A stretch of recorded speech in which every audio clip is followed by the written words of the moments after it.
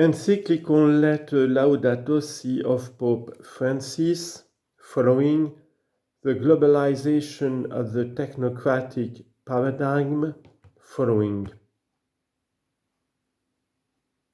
Number 111.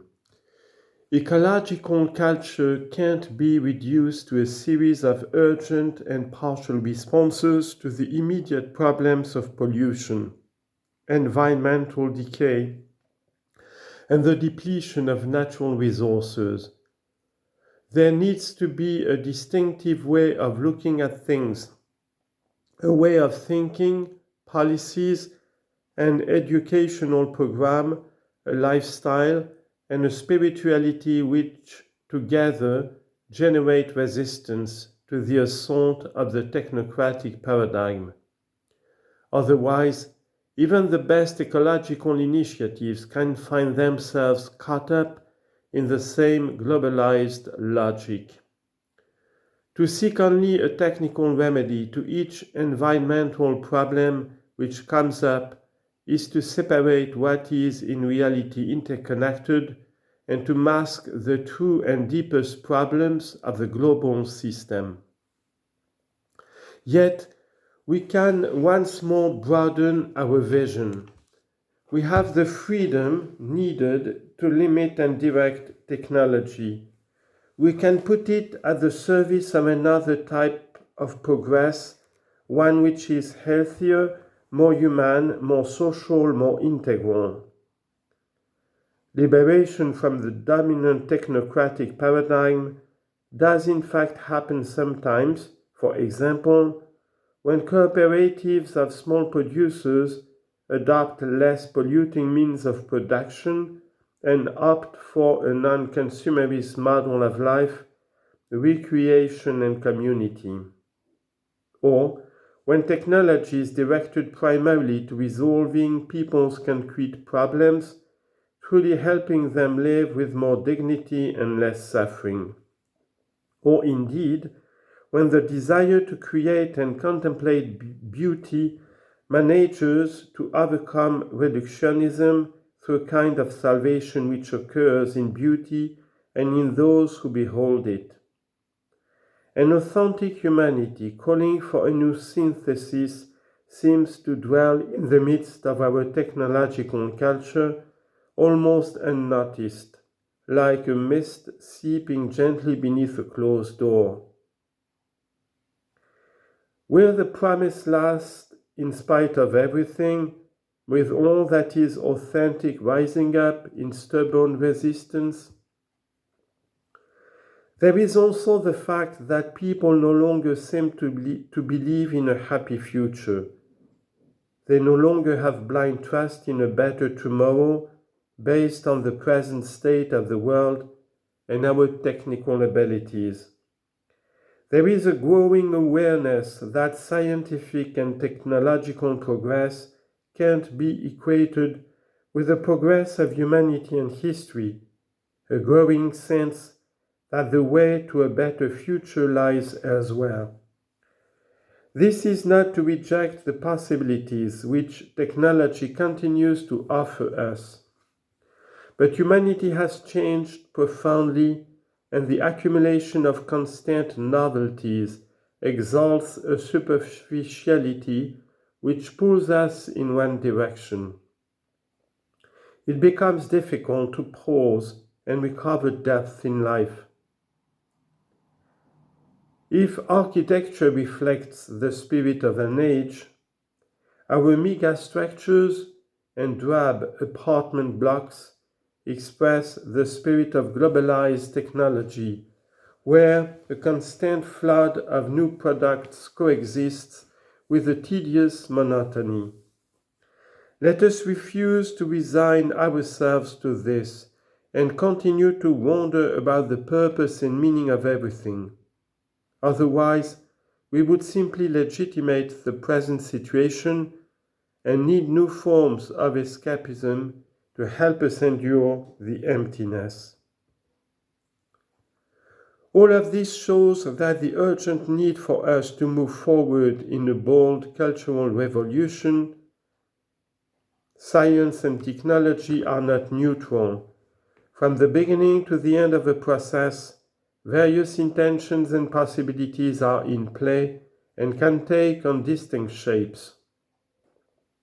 Nobody is suggesting a return to the Stone Age, but we do need to slow down and look at reality in a different way, to appropriate the positive and sustainable progress which has been made, but also to recover the values and the great goals swept away by our unrestrained delusions of grandeur.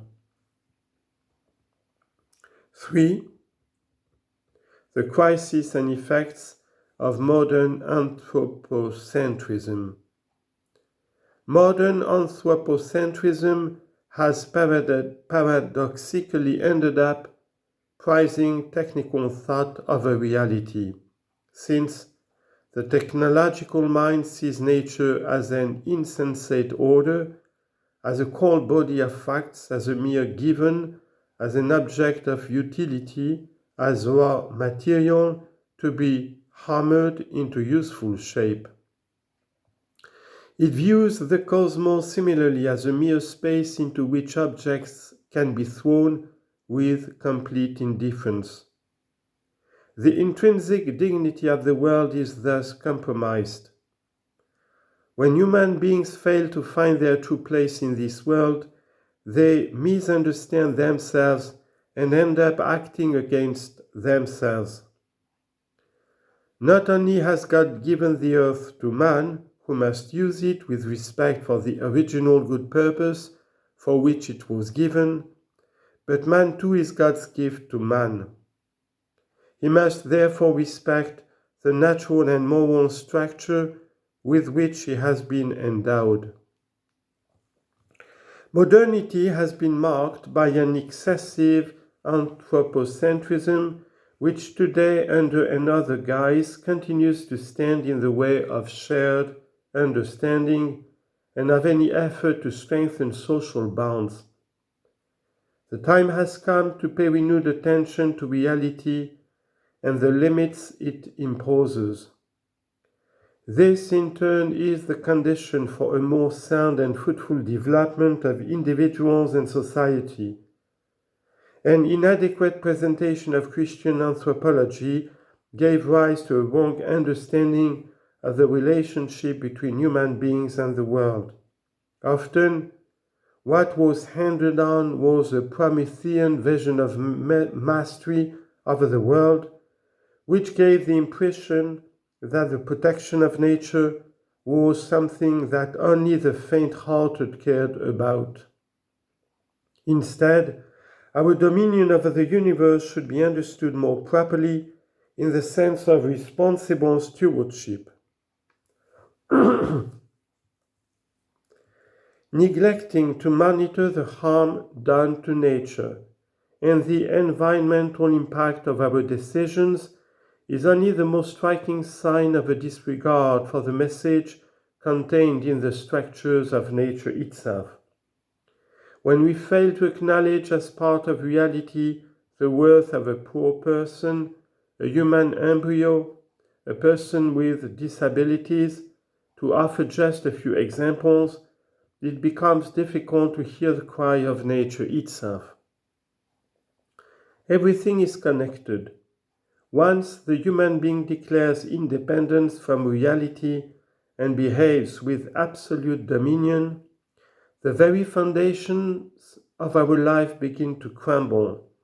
For, instead of carrying out his role as a cooperator with God in the work of creation, man sets himself up in place of God and thus ends up provoking a rebellion on the part of nature.